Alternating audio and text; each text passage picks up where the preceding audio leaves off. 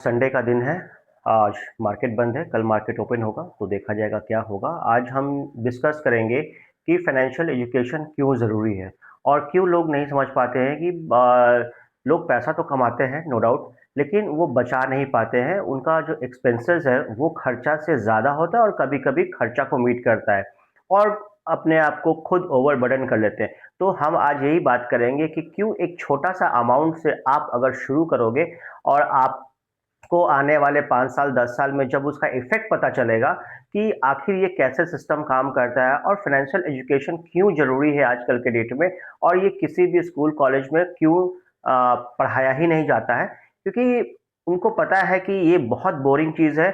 और फाइनेंस जो सीखता है, जनरली जो सीए होते हैं, वो लोग इस चीज़ को बहुत अच्छे से समझते हैं और बहुत स्मार्टली अपना पैसा हैंडल करते हैं।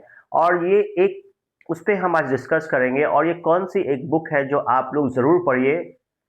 आप एक रिच डैड और पुअर डैड जो बुक है रॉबर्ट कियोसाकी की, वो बहुत अच्छी बुक है। आप 100 किताबों पढ़ लोगे, एक बार अगर उसको पढ़ लोगे, और इनफैक्ट अगर आप पढ़ना भी नहीं चाहते हो तो आप यूट्यूब पे जा करके उसका समरी भी सुन लोगे और धीरे धीरे धीरे धीरे आपके दिमाग में आएगा कि क्या होता है एसेट, क्या होता है लाइबिलिटी। तो वो सब चीज़ आपको एक बार बहुत अच्छे से डिफाइन हो जाएगा, एक एक चीज़ डिफाइन हो जाएगा। तो वो आप सुन करके समझ करके और अपने बेहतर भविष्य को आप देख सकते हैं।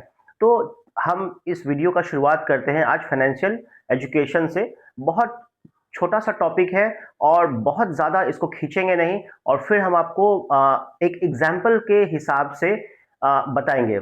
मान लीजिए कि आज आप पूरे एक महीने में, अगर ऐसा कोई व्यक्ति नहीं होगा जिस व्यक्ति का 200-300 रुपया या महीने या फिर दिन का 100 रुपया खर्चा नहीं होगा। 100% किसी न किसी व्यक्ति का 100 रुपया खर्चा होगा ही होगा।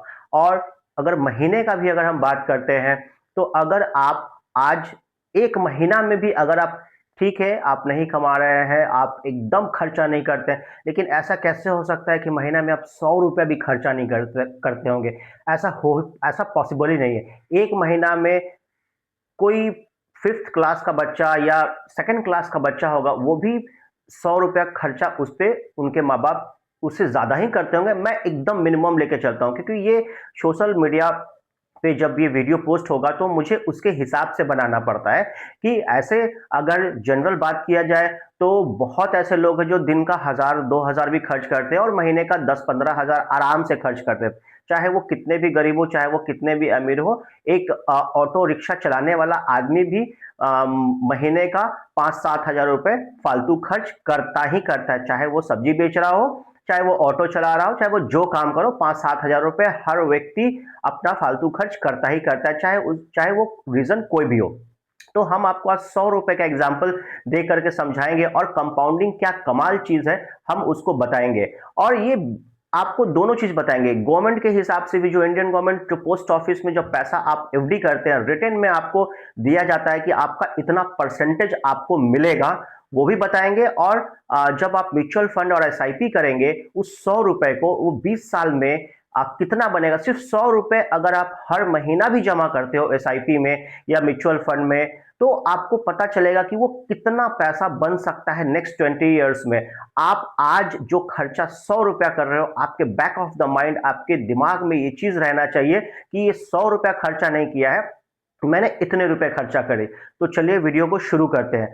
आज मान लीजिए आप महीने का 100 रुपए बचाते हो, जो कि बहुत इजी है, बहुत इजी है, मतलब वेरी वेरी इजी है।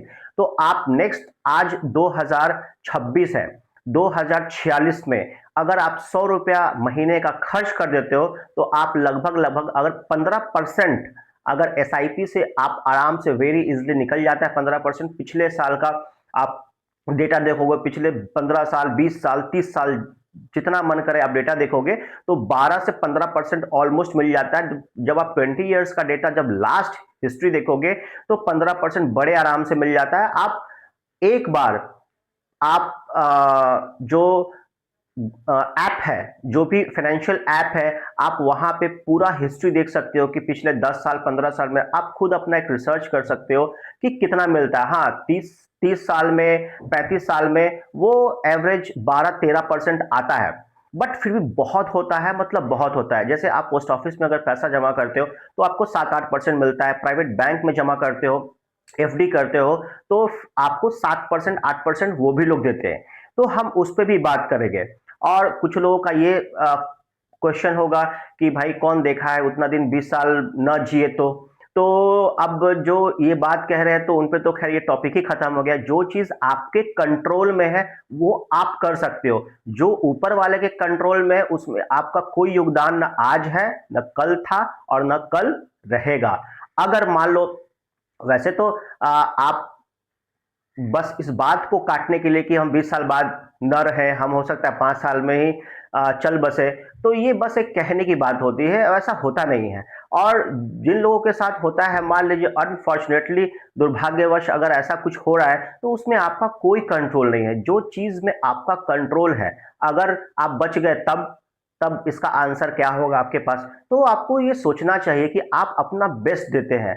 आप जब छोटे रहते हैं, धीरे धीरे धीरे धीरे जब बड़े होते हैं, फिर आप जॉब करते हैं, जॉब से आप सोचते हैं कि चलो भाई मैं शादी कर लूंगा, कर लूंगी, जो भी है। उसके बाद फिर हम बच्चे करेंगे, उसके बाद फिर हम बच्चों को पढ़ाएंगे, उसके बाद फिर हम बच्चों को यहाँ पढ़ाएंगे, वहां पढ़ाएंगे, ऐसे रहेंगे, वैसे रहेंगे। तो ये सारा आपके दिमाग में थॉट प्रोसेस फ्यूचर के लिए, सारा काम के लिए आपका रहता है माइंड में कि हम इतना पैसा कमाएंगे, ऐसे बच्चों को पढ़ाएंगे, यहाँ रहेंगे, सब कुछ रहता है। लेकिन फाइनेंस के बारे में नहीं रहता है, काफी लोग के बारे में नहीं रहता है। वो हर चीज सोच लेते हैं पहले से, यहाँ जमीन खरीदेंगे, वहां जमीन खरीदेंगे, वो जमीन का भाव इतना हो जाएगा, ऐसे हो जाएगा, हम मकान खरीद लेंगे, 20 साल में मेरा लोन खत्म हो जाएगा, उसको 10 साल में ही खत्म कर देंगे। वो हर चीज सोच लेंगे, लेकिन ये कभी नहीं सोचेंगे कि हम आज सेविंग कर ले और 20 साल बाद मेरे को ऐसा होगा। ठीक है, तो 15% CAGR के हिसाब से जो कंपाउंडिंग इंटरेस्ट है, उसके हिसाब से अगर महीने का 100 रुपया भी जमा करते तो 20 साल में वो पैसा बनता है 1,51,000 रुपए।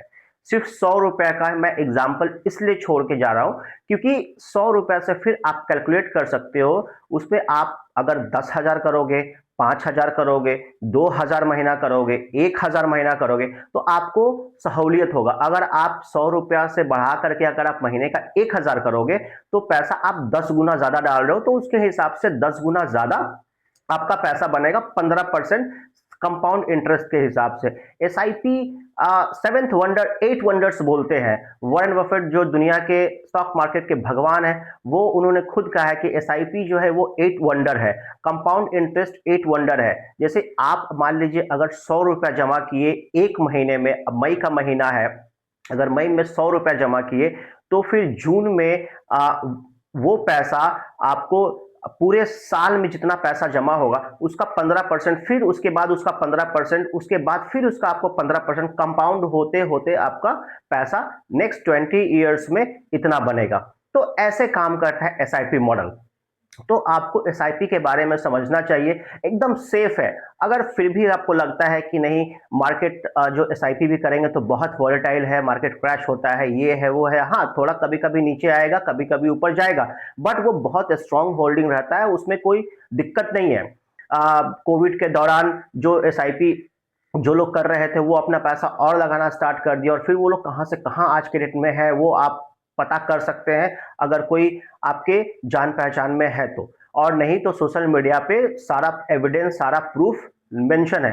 अगर आप उतना भी नहीं कर सकते हो कि नहीं ठीक है मुझे स्टॉक मार्केट में नहीं जाना है, मुझे SIP नहीं करना है, तो आप 7% में जाकर के अगर आप पोस्ट ऑफिस में पैसा जमा कर दोगे, अगर जो भी आपका फेवरेट बैंक है उसमें भी पैसा जमा कर दोगे, तो फिर भी 1,00,000 रुपया अगर एक बार में जमा करोगे तो अगले साल 1,07,000 रुपया आपको मिलेगा।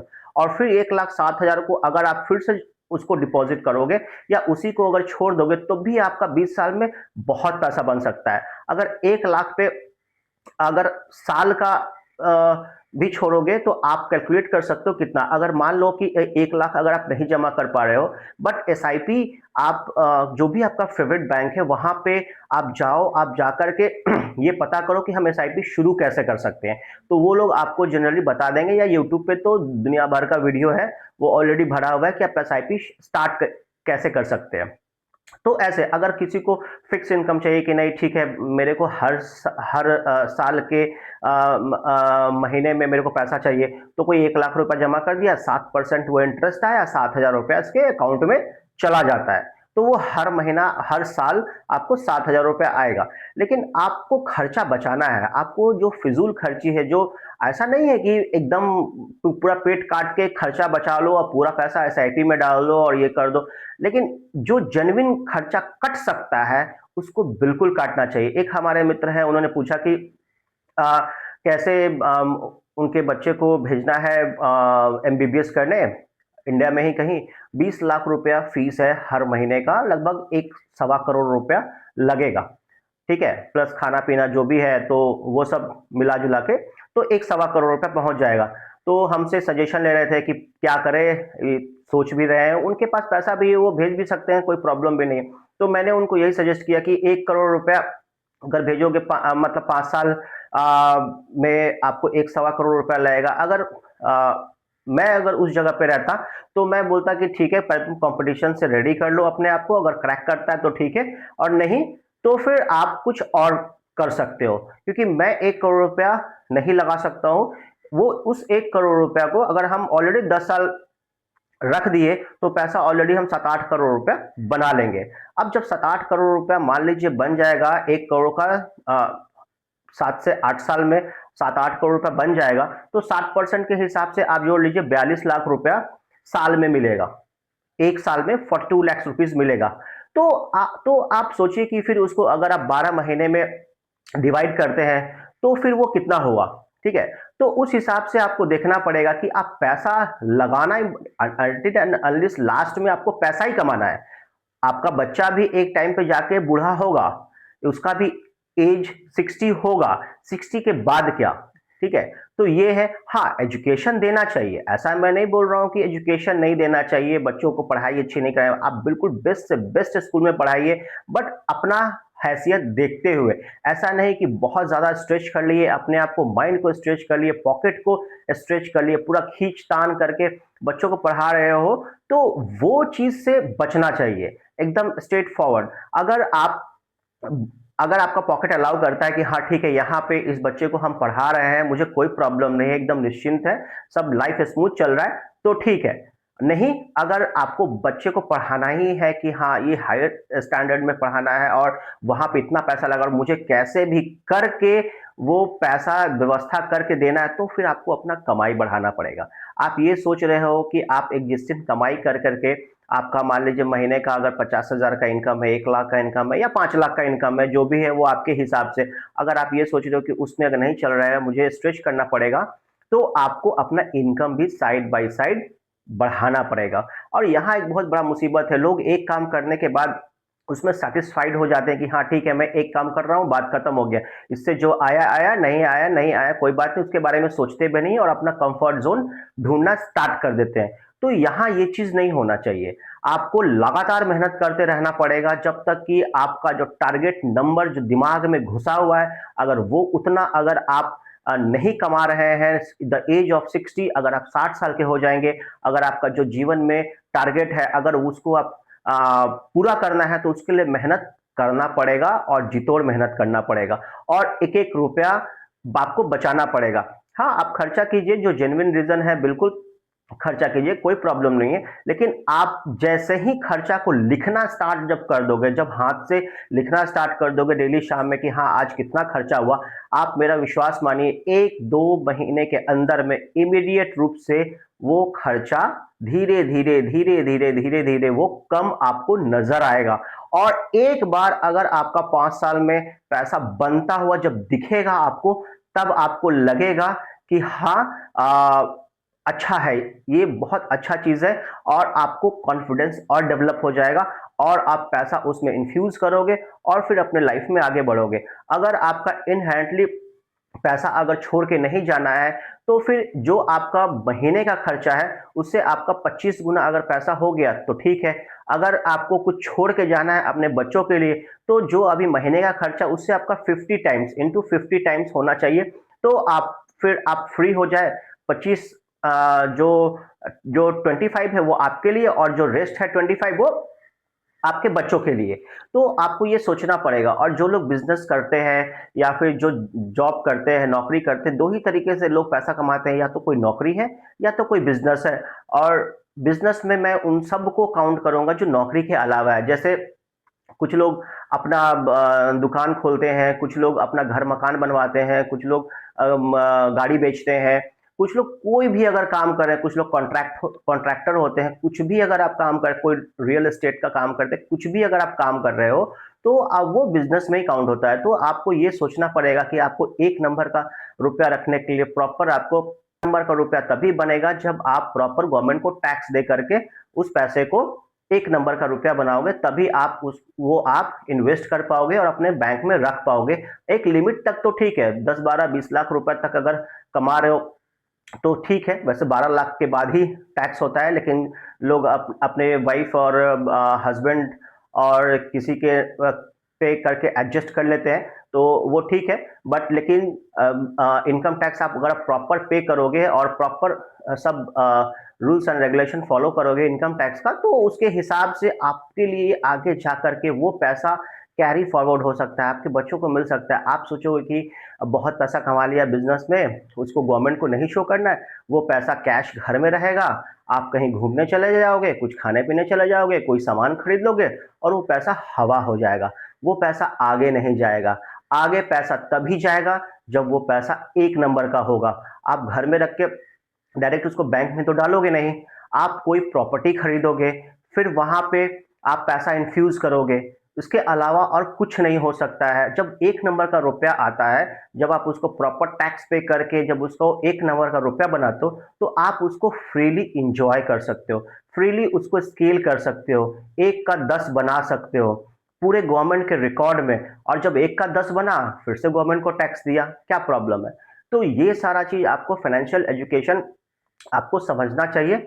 और आज संडे का दिन था, तो हम इस वीडियो को यहीं तक रखेंगे। अगर इसमें कोई भी कंफ्यूजन जानकारी अगर चाहिए तो प्लीज़ आप कमेंट करिए, फिर हम उस पे एक उस टॉपिक पे हम जरूर वीडियो बनाएंगे। तब तक के लिए थैंक यू सो मच। जय हिंद, जय भारत।